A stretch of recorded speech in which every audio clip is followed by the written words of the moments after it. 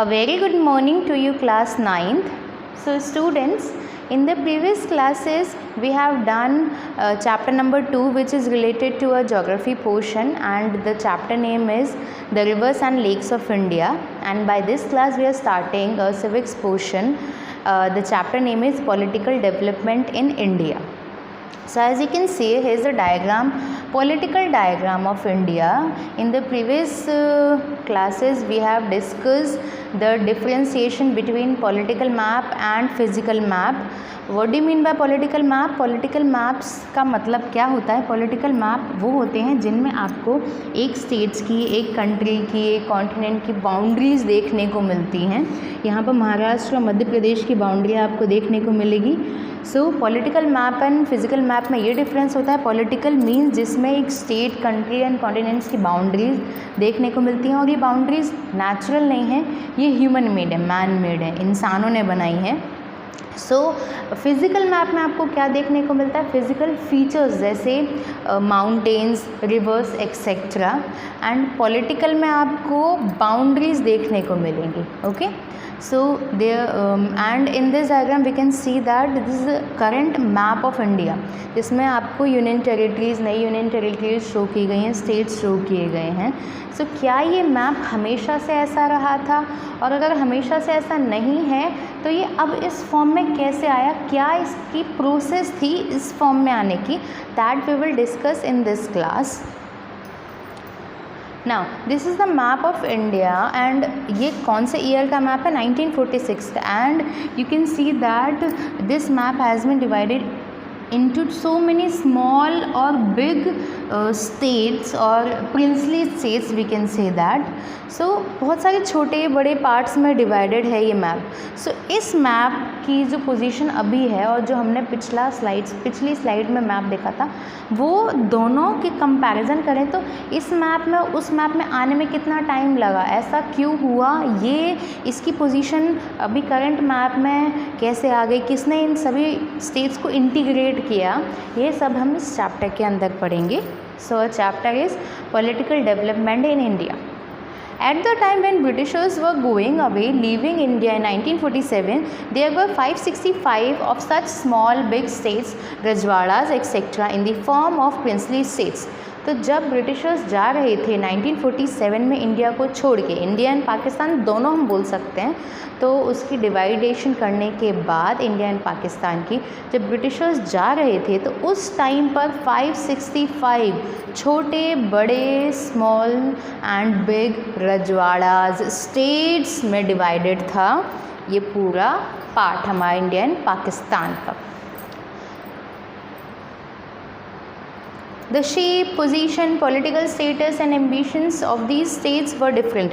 सभी states की position कहाँ पर है, स्टेट्स की शेप कौन सी, यहाँ पर छोटे बड़े, यहाँ पर बड़े, यहाँ पर बड़े, ये सभी स्टेट्स सभी एक दूसरे से डिफरेंट है आज की कंडीशन में अगर हम बात करें. On the other hand, there were big states such as Kashmir, Hyderabad, which were equal in size of some countries in Europe. यहाँ पर हमने छोटे छोटे स्टेट्स देख रहे हैं. एंड अगर हम बात करें जम्मू कश्मीर और हैदराबाद की, तो इस टाइम का जो इस टाइम मीन्स 1946 के टाइम का जो जम्मू कश्मीर और हैदराबाद है वो यूरोप की कई कंट्रीज़ की या तो बराबर है या फिर उनसे भी बड़ा है. तो बहुत सारे डिफरेंसेस हैं यहाँ पर. Now integration of princely states. तो प्रिंसली स्टेट्स को किन किन पार्ट्स में बांटा है हमने? 565 प्रिंसली स्टेट्स थे. So the British provinces under the direct rule of the British government. एक तो वो प्रिंसली स्टेट्स थे जो डायरेक्ट ब्रिटिश गवर्नमेंट के अंडर में आ रहे थे. The princely states under the rule of native princes but subject to the paramountcy of the British crown. जो डायरेक्ट अंडर में नहीं आ रहे थे पर वो ब्रिटिश क्राउन के अंडर ही रहते थे, ब्रिटिश क्राउन के अंडर ही उनका काम होता था. सो एक डायरेक्ट है और एक इनडायरेक्ट है. ब्रिटिश रूल डायरेक्टली रूल कर रहा है यहाँ पर, और वहाँ पर इनडायरेक्टली रूल कर रहा है. Now Indian independence act 1947 created India and Pakistan. सभी को पता है 2 पार्ट्स में जो है इंडिया डिवाइड हो गया था, इंडिया वो पार्ट डिवाइड हो गया था. सो एक पार्ट था India and the second part was Pakistan. So 2 options हैं. अब प्रिंसली स्टेट्स के पास जो 565 प्रिंसली स्टेट्स थे उनके पास ये ऑप्शन था कि या तो आप चाहें तो आप इंडिया में मर्ज आउट हो सकते हैं, या तो आप चाहें तो पाकिस्तान में जाके मिल सकते हैं। उनके पास ऑप्शन था, उनको ये ऑप्शन दिया गया था, दोनों में आप जाकर किसी से भी मिल सकते हैं, किसी के साथ। अगर आपको लगता है कि आप इंडिया के साथ रहना चाहते हो तो आप इंडिया से जाके मिल जाएं, अगर पाकिस्तान के साथ तो पाकिस्तान के साथ जाके मिल जाएं। तो 565 जितने भी प्रिंसली स्टेट्स हैं उनमें से बहुत सारे प्रिंसली स्टेट्स ने अपना फ़ैसला सुना दिया कि हमें या तो जाके इंडिया से मिलना है या पाकिस्तान से मिलना है। सब ने अपना फ़ैसला इंटीग्रेशन की प्रोसेस में सब इंटीग्रेट हो चुके थे, बट 3 स्टेट्स थे जिन्होंने डिसाइड ही नहीं किया कि उन्हें इंडिया के साथ जाना है या फिर पाकिस्तान के साथ जाना है। तो वो 3 स्टेट्स हैं, पहला है कश्मीर, दूसरा हैदराबाद और तीसरा है Junagadh. They refuse to join India. ना तो वो इंडिया के साथ जा रहे हैं और वो चाह भी रहे हैं तो पाकिस्तान भी चाह रहा है कि इंडिया के साथ न जाकर ये सारे स्टेट्स उनके साथ मिल जाएं। तो ये एक तरीका, ये एक बड़ा लंबा प्रोसेस था कि इन तीनों को अपने अंडर कैसे मिलाया जाए, क्योंकि ये तीनों स्टेट्स बहुत ही इम्पॉर्टेंट थे। अब यहाँ पर इम्पॉर्टेंट क्यों थे हम इस मैप के ज़रिए देखेंगे। I am sorry for that. पहला स्टेट था कश्मीर। Here is Kashmir. आज भी कश्मीर को लेकर इंडिया और पाकिस्तान में बहुत सारी प्रॉब्लम्स हैं। दूसरा है हैदराबाद, यहाँ पर है हैदराबाद। तीसरा है जूनागढ़ जो कि गुजरात में है। तो ये तीनों ने मना कर दिया कि हम इंडिया के साथ नहीं मिल रहे, और अभी भी हम सोच रहे हैं कि हम किसके साथ मिलेंगे। पर इंडिया चाहता है कि ये तीनों स्टेट्स इंडिया के साथ ही रहें।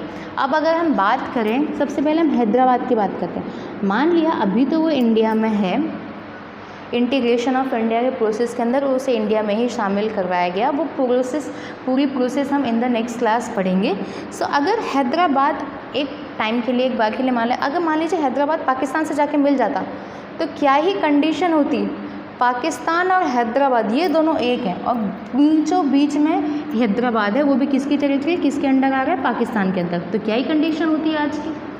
अगर हम गुजरात की बात करें तो यहाँ, जूनागढ़ की बात करें तो यहाँ पे जूनागढ़ है और ये पाकिस्तान है, तो क्या ही कंडीशन होती। यहाँ पर कश्मीर की बात करें जिसकी वजह से तो आज भी प्रॉब्लम्स क्रिएट हो ही रही हैं। सो अगर हम उस टाइम पर कश्मीर दे देते, जो कि आज भी वो मांगने की, आज भी पाकिस्तान बोलता है कि कश्मीर पर हमारा हक है, जो भी बातें हैं। सो ये 3 स्टेट्स बहुत ही इम्पॉर्टेंट थे इंडिया के लिए कि इंडिया उन्हें अपने में इंटीग्रेट करे। अभी पूरी प्रोसेस इंटीग्रेशन की क्या थी, how Jammu Kashmir, how Hyderabad and Junagadh integrated in India, वो पूरी की पूरी प्रोसेस हम लोग इन द लेटर क्लास पढ़ेंगे। Thank you.